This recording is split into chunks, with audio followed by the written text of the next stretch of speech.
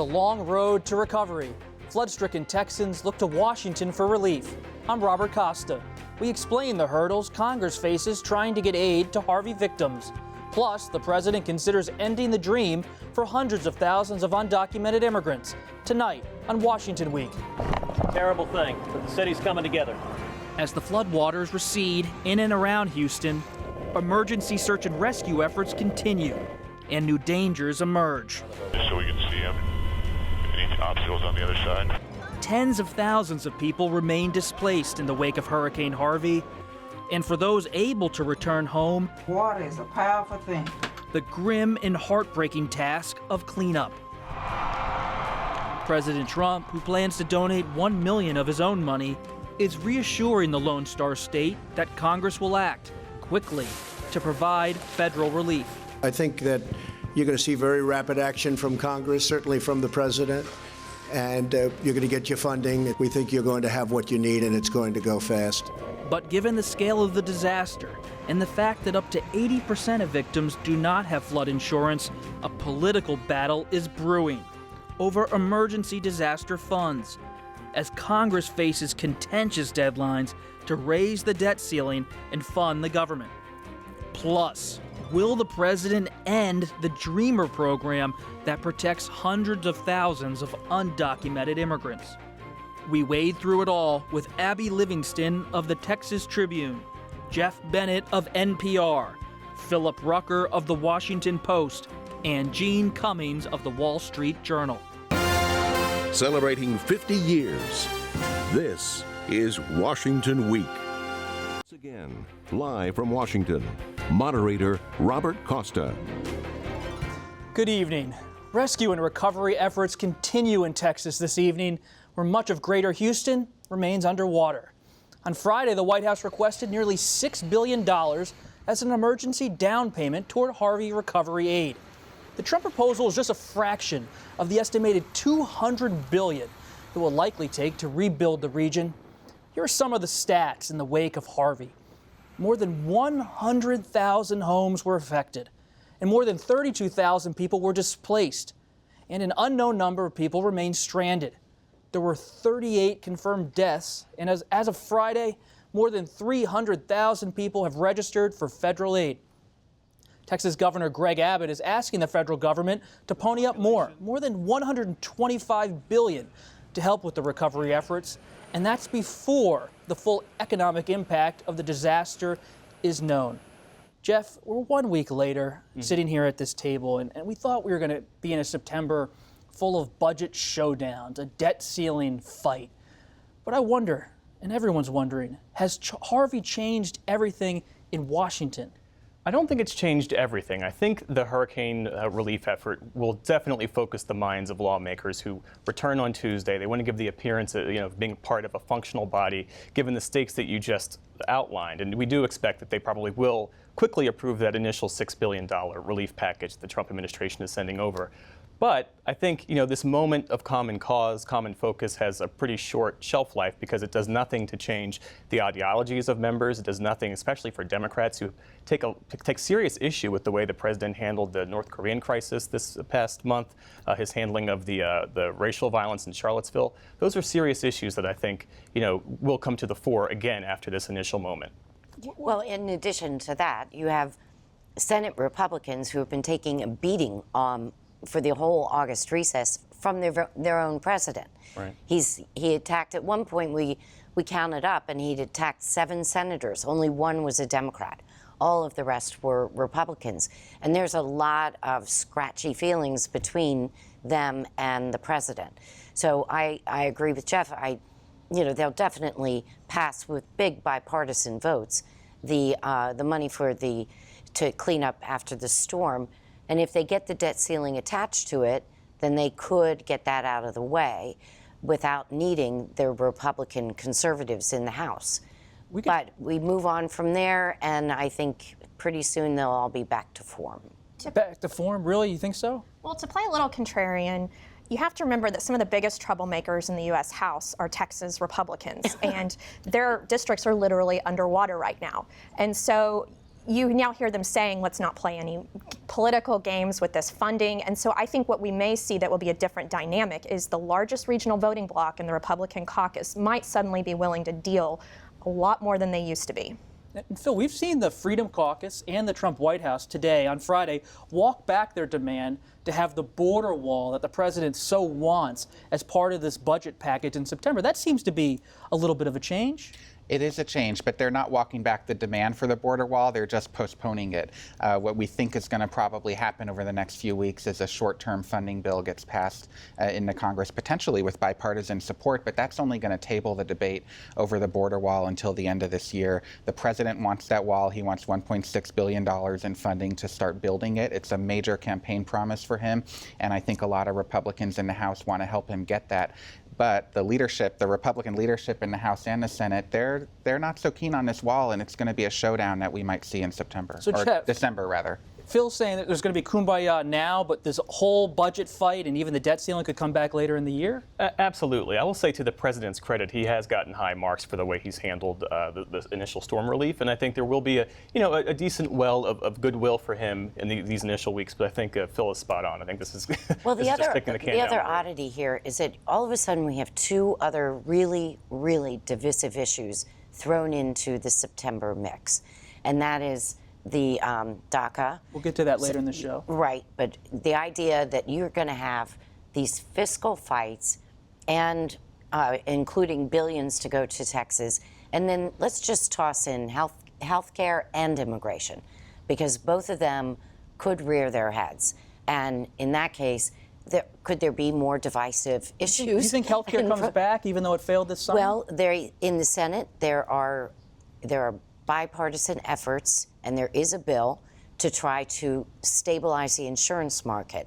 And they really do need to do something by September 27th, because that's when the insurers have to report what they're going to offer under Obamacare next year. So there's yet one more deadline, one more shark in the water, shall we say, that's out there that could blow the place up. But the biggest thing, Abby, is this disaster relief package. You think about the $6 billion that Texas is looking for in this initial request, but Governor Greg Abbott is saying it could cost between $100 and $200 billion to solve what happened in Houston and to fix the region. Can we expect Senator Cruz, Ted Cruz, who fought against Sandy funding in 2012 when that hit the Northeast, who asked for all these offsets and spending, is he going to be a champion to make sure more than the $6 billion actually ends up going to Texas? So I haven't spoken directly to his office on this question, but I've talked to other folks on the Hill who are watching him closely, and they expect him to lobby for funding. I think one thing, first and foremost, that must be remembered, Houston is his hometown. Additionally, Republicans will be crafting this bill. There will not be a lot of Democratic input. There's not a Democratic president to deal with. And so this argument that we can't vote for it because of all this pork, Republicans have the power to, quote unquote, add this pork or not. And lastly, he's up for re-election. And so the bets are he is safe. He will win re-election, but he has a restive challenge in Congressman Beto O'Rourke on the Democratic side.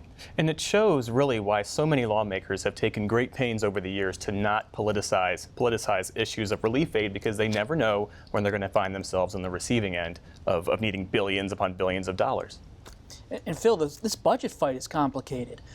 Right before Harvey happened, there was perhaps almost $1 billion in cuts scheduled for FEMA, the Federal Emergency Unit, and now it's all about giving more money to the federal government in some of these efforts. That's right. The budget proposal that the Trump administration laid out earlier this year had a number of cuts across the board in all these agencies, but specifically in some of the disaster relief programs. And I jotted down some notes here that National Oceanic and Atmospheric Administration, $200 million in cuts, FEMA, $667 million in cuts, HUD, $3 billion in community development block grants. These are all programs that theoretically could be helping people in Houston and in Louisiana rebuild right now that the Trump administration had targeted before the hurricane. We'll see if they make any changes. You think they're going to walk it back? They may make some changes. There are discussions going on between the White House and Congress about what this budget package would look like. It also may be that this budget doesn't get fully considered until December if they do some sort of short-term spending bill in September. So we'll see what they do. And Gene, you brought up a point we were talking earlier in the day about how it really matters whether this aid package is connected as part of must-pass legislation, whether it's on the budget, which expires on September 30th, or it's on the debt ceiling, raising the debt ceiling. Can you explain that, how the aid has to be attached to certain legislation to have a chance at bipartisan support? Well, there is a core group of House Republicans, conservatives, who do want to either see offsets or they feel like this is money just where the government's just printing money, and that's no way to do it. And they have already made clear that they're going to be skeptical and tight-fisted to some degree about the aid money. And so if Paul Ryan, it's really all in the House, and if Paul Ryan can craft together a two pieces of legislation and bring every single Democrat over, he can lose 50. He can lose 60 of his own caucus and still get the measure passed. And there's one other way that Ted Cruz and others may be able to make this package more palatable, and that is after Sandy in New Jersey, Governor Christie imposed a lot of new rebuilding regulations, and mostly it was elevating. They had to elevate their homes so that if another flood came through or storm came through, they wouldn't be back at the federal government begging for dollars. So it could be that they could impose these kinds of requirements in order to get the money. And what they did in New Jersey, they did not attach those two things, but what they did was they attached it to flood insurance costs. And so if you followed their new rules and improved a little bit, a couple of feet, lifted it a little bit higher, then your flood insurance would be like $7,000. You didn't do it, $31,000. Abby, Gene brought up this point that's so important, that as this aid is debated and discussed on Capitol Hill, a lot of it's going to really be about, should federal funds go to pay for everything that happened in Houston? And you think about Houston, you've covered it so well. It has very few people have flood insurance there. There are very few zoning laws. And we saw President Trump rolling back a lot of regulations earlier in August when it comes to who should get FEMA funds in these kind of situations. It's just a staggering crisis. And so I think you're going to see a lot of people set aside their preconceived ideologies to get this city functional again. And the projection is years. Katrina only has been wrapping up in recent months with the disaster there. But I do think that there is a conversation happening about Houston and changes that need to be made. The main issue that created this flood was overdevelopment over floodlands where the plants were paved over that absorb all the water. So this is as much a man-made disaster as a natural one, and I think there's some serious conversations going on. And Jeff, we haven't heard climate change be discussed in a significant way, if at all, by the Trump administration when it comes to these kind of disasters. No, and I don't think that we probably will. To the point Abby made, there's some reporting out tonight that the Trump administration might take a second look at some of the rules and regulations, the Obama-era rules and regulations, as it relates to some of the ecological things that they're trying to do. But I can't imagine that this would be the thing that forces the Trump administration to change their whole worldview as it relates to climate change, as drastic as it was. But the big picture of what had happened before the storm is that President Trump and his administration did everything they could to try to undo the Obama legacy on climate change. Remember, Trump in the campaign called climate change a hoax. He staffed his administration, his cabinet, with people who don't believe in the science behind climate change. And one by one, they're looking at these federal regulations to try to undo them, to peel them back, to make it easier, conceivably, for construction to happen, for building to happen, for jobs. But it has these impacts when you have a natural disaster like we saw in Harvey. Was this a turning point, Gene, for President Trump? Are we seeing the president become less ideological or more focused on bipartisanship, or is this just more of a fleeting moment? I don't think we know. I mean, he's had so many turning points that like all of our heads are spinning, right? The one thing that is consistent is that he doesn't stay consistent. And so this is a good week for him. But that doesn't mean that next week will be, because he's had, good days and good weeks before. And then all of a sudden you have something happen like Charlottesville and everything just blows up again. So, I mean, I just think this is a president that's so unpredictable that I don't think you could point to any particular moment and pin it down. I would add one thing, though. I think the Trump administration's calculus was pretty transparent in getting him there early. Yeah. So that they wanted to avoid the direct comparison to the way George W. Bush handled Katrina, right?